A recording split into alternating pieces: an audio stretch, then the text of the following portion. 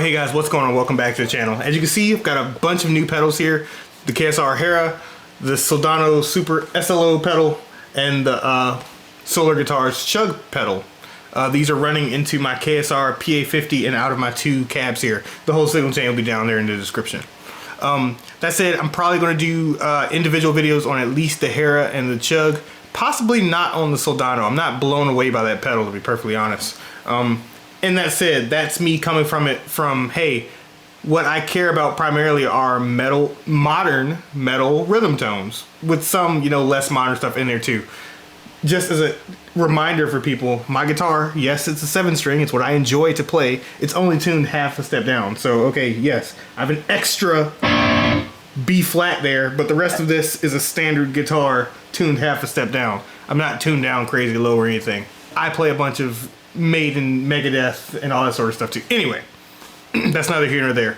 I kind of want to do a little bit of a comparison between the Chug and the Soldano pedal just to show you guys, hopefully, why I feel like there's a pretty huge difference in them. And I guess we should probably say they're four totally different things, because I would definitely not buy the SLO for, the type of stuff that I like to play, generally speaking, whereas the Chug kind of covers the range of things that I care about, meaning it can do very well for lead stuff. It can do the kind of lower gain but still chunky, the lower end of high gain type of guitar tones, whereas the SLO, I really don't want to describe it too much, but I feel like it's just more of a rock player, heavy hard rock player's pedal or something. It sounds a little fuzzy to me. Anyway, we're gonna get into that. I'll start off showing a little bit of both of them without any boosts, but most of this video we're gonna be using the KSR Hera through both these pedals. Let's get into it.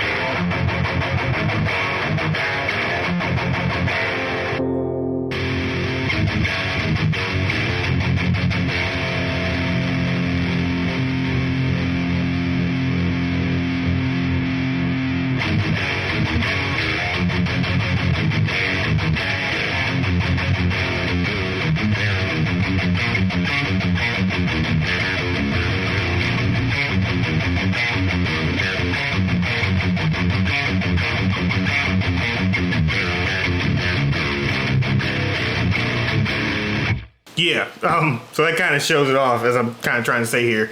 The SLO is just like very, very fuzzy. And just now I was getting into more of a chunkier, more mid-scoop type of sound that I typically go for.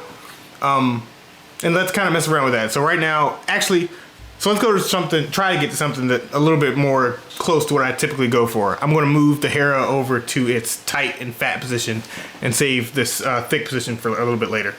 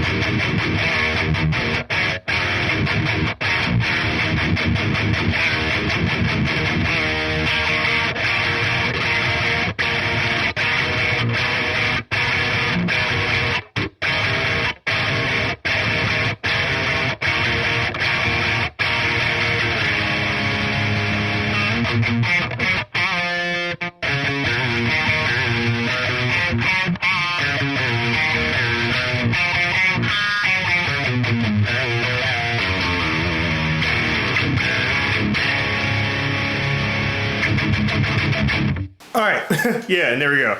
So long story short, the Hera is just a super cool pedal. I'm gonna do a video comparing it to the Eros, but just quick thoughts for anyone wondering about the Hera versus the Eros. The Hera tends to be more traditional, and the Eros can be, it's not like this pedal, but it can be more closely compared to something like a Fort and Grind or a 33, in that it really tends to tighten up the heck up out of an amp, which can in some cases cause things to be a little bit too thin. The Hera is kind of an answer to that critique of the Eros, you know, and that's it. With me having these largely very tight amps in the first place, the Hera tends to work out a little bit better for me.